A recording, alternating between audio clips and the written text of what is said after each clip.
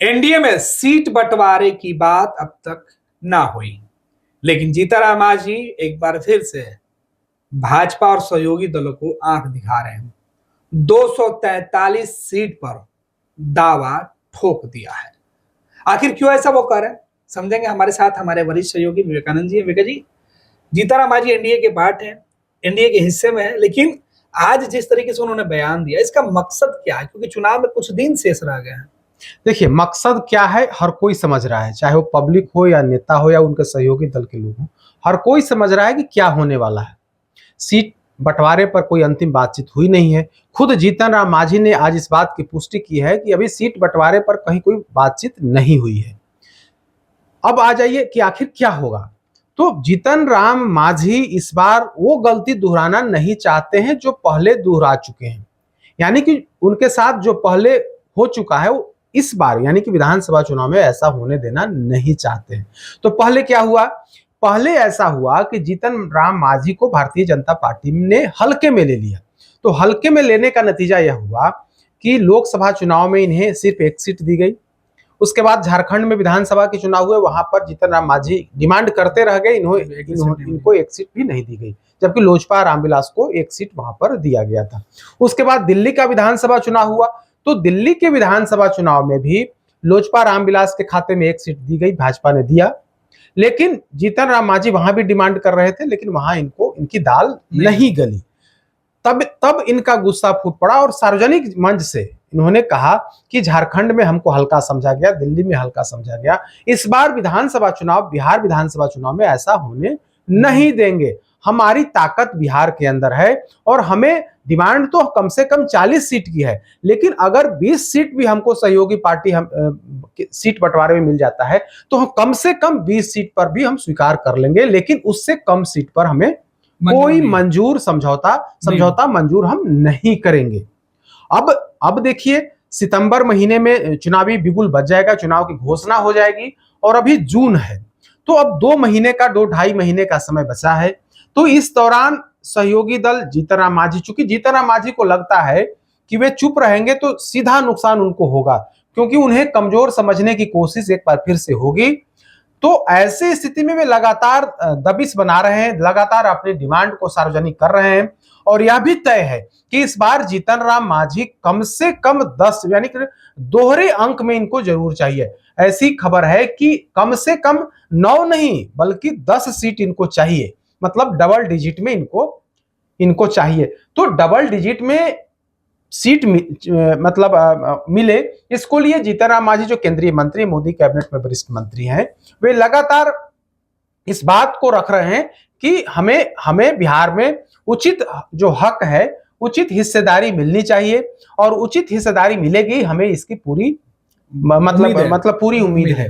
तो आज उन्होंने क्या कहा? आज उन्होंने कहा कि अभी हम लोग एनडीए के अंदर सीट बंटवारे पर कहीं कोई बातचीत नहीं हुई है, हम लोगों को सभी सीटों पर चुनाव लड़ना है। सब जहां पर हमारे उम्मीदवार रहेंगे वहां तो हम लड़ेंगे ही, दूसरे जगह पर जो सहयोगी दल के उम्मीदवार होंगे उनको हम लोग लड़ाएंगे, जिताएंगे और हम लोग नरेंद्र मोदी के हाथ को मजबूत करेंगे। तो मांझी जी का कहना था कि हम लोग 243 सीटों पर चुनाव लड़ रहे हैं, अपना पत्ता नहीं खोला, लेकिन इसके ठीक पहले कई सभाओं में अपना पत्ता खोल चुके हैं कि कम से कम 20 सीट मिलनी चाहिए। उनके पार्टी के जो लोग हैं वे भी कहते हैं कि 20 सीट मिले या नहीं मिले, लेकिन डबल डिजिट में हमें मिलेगा, इसकी पूरी गुंजाइश है।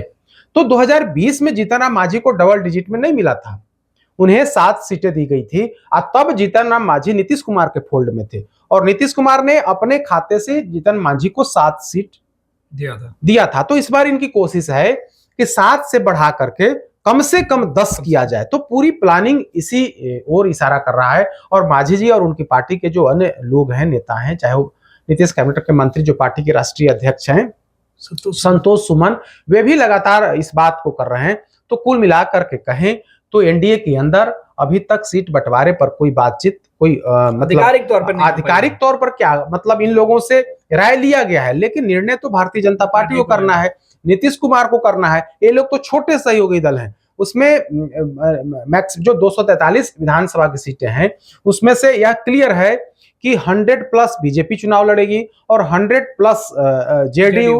तो 100+ के बाद बचता कितना है? 40 के आसपास। तो उसमें से चिराग पासवान है, जीतन राम मांझी हैं, उपेंद्र कुशवाहा हैं। तो 40 के मतलब नीतीश कुमार की पार्टी 103 से 5 के बीच में वो चुनाव लड़ेगी। बीजेपी भी 101 या के आसपास बीजेपी चुनाव लड़ेगी। तो लगभग 35-38 सीटें बचती हैं। तो इसी 35-38 सीट में से इन तीनों सहयोगी दल को देना है। तो जो खबर है उसमें से चिराग पासवान को 20 के आसपास, 20 से 25 के बीच में चिराग पासवान को सीटें मिलेंगी, जीतन मांझी को 7 से 10, और बाकी की जो 4-5 सीटें बचेंगी उसमें उपेंद्र कुशवाहा की पार्टी को दिया जाएगा। कुछ इसी तरह का फार्मूला जो है एनडीए के अंदर चल रहा है। तो जो मांझी जी हैं, मांझी जी पूरी ताकत लगाए हुए हैं कि इस बार हमारी सीट की संख्या जो 7 थी 2020 में, वो बढ़कर के कम से कम 20 हो जाए। इसके लिए पूरी ताकत लगा रहे हैं विकास जी। लेकिन जीतन राम मांझी ने कहा कि 243, बार बार नंबर गेम करना, मतलब कि नंबर की संख्या बोलने का मतलब जीतन राम मांझी की पहले से प्लानिंग, क्योंकि मांझी जानते हैं कि चुनाव के वक्त बोलने का कितना असर होता है। देखिए, मांझी जी बोल भी रहे हैं और करने वाले भी हैं। कल जो है सभी विधानसभा 243 विधानसभा में हिंदुस्तानी अवाम मोर्चा ने प्रभारी नियुक्त कर दिया है। विधानसभा प्रभारी की नियुक्ति हो गई है। वहां पर ये लोग चुनावी तैयारी कर रहे हैं और 243 सीटों पर जो विधानसभा प्रभारी नियुक्त किया गया है, उनकी बैठक होने वाली है विधान परिषद सभागार में। बाजाप्ता बैठक तय कर दी गई है जिसमें जीतन राम मांझी शामिल होंगे, उनके पार्टी के राष्ट्रीय अध्यक्ष संतोष सुमन शामिल होंगे।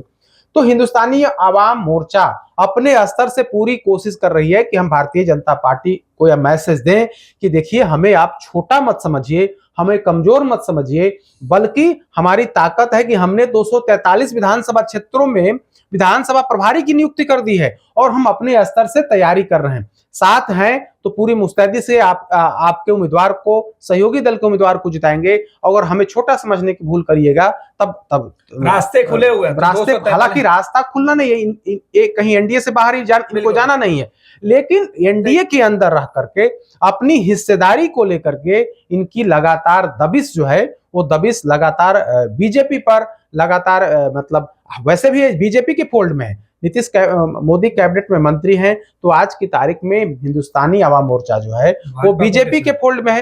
तो बीजेपी पर ही इनका दबाव है और उसी दबाव की राजनीति के तहत सभी विधानसभा क्षेत्र में प्रभारी की नियुक्ति इन्होंने की है और उन विधानसभा क्षेत्र के प्रभारियों की बैठक पटना में बुलाई गई है जिसमें जीतन राम मांझी शामिल होंगे। बिल्कुल, बहुत बहुत धन्यवाद विवेका जी। तो जीतन राम मांझी नंबर के खेल में इस बार एनडीए को उलझाने के पूरे तौर पर प्लान में तैयारी कर बैठे हैं। 243 का आंकड़ा जीतन राम मांझी के पास भी है। अब देखना है कि भाजपा इस नंबर से कितना जीतन राम मांझी को उनके हिस्से में निकाल कर दे पाती है। फिलहाल तैयारी भाजपा की भी है और तैयारी जीतन राम मांझी की है कि एनडीए में रहकर अपने हिस्से की सम्मानजनक हिस्सेदारी ले लें। अब एनडीए के अंदर जब सीट बंटवारा होता है तब कितने सीटों पर बात बनती है, कितने पर मांझी मान जाते हैं, वो देखना दिलचस्प होगा। वर्ल्ड क्लास सर्जरी सेवाओं के लिए नेताजी सुभाष मेडिकल कॉलेज एवं हॉस्पिटल में न्यूरोलॉजी, आधुनिक माइक्रोस्कोप से विभिन्न तरह के ब्रेन एवं स्पाइन की सर्जरी, यूरोलॉजी, लेजर और लैप्रोस्कोपी जैसे अत्याधुनिक इक्विपमेंट से यूरोलॉजी से संबंधित सभी प्रकार के उपचार, प्लास्टिक सर्जरी, कोई कठिन घाव या विकृति, facial, nose job, laser surgery एवं सभी तरह की cosmetic surgeries. NSMCH, Amhara, Bihta, Patna.